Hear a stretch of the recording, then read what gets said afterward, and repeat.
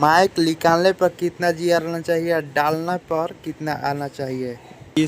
210 इस सब जितना जियो का है, माइक का जी आर कितना आता है तो चलिए चेक करके आपको दिखाते हैं। ठीक, देखिए ये कितना आता है, 464।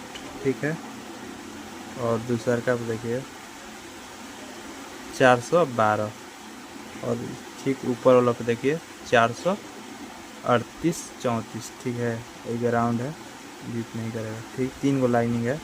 तो आपको माइक में लगा हुआ है तभी चेक हो जाएगा कितना जी आ रहा है। तो यहाँ पर आता है नहीं, माइक लगा दे भाई, चेक कर लेनी ओके बाटे। ठीक बा, साउंड आवता। ठीक, अब जी आर दिखा देते हैं आपको।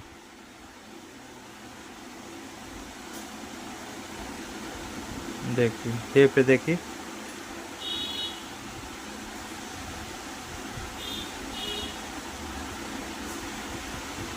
473 आवता। ठीक बाटे, माइक लागल बा, ओके बाटे।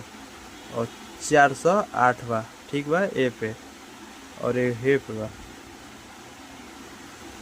432 बा। ठीक बा, एगो ग्राउंड बा, 3 गो में लाइन बाटे। ठीक, तो देख लिया और स्क्रीनशॉट आपको डाल दें एक माइक के, क्या है तो ओके माइक बा, चेक हो के आपको वीडियो बना के तब देखले बानी, और पहले ही भी देखले बानी जी आर कितना आवे के चाही।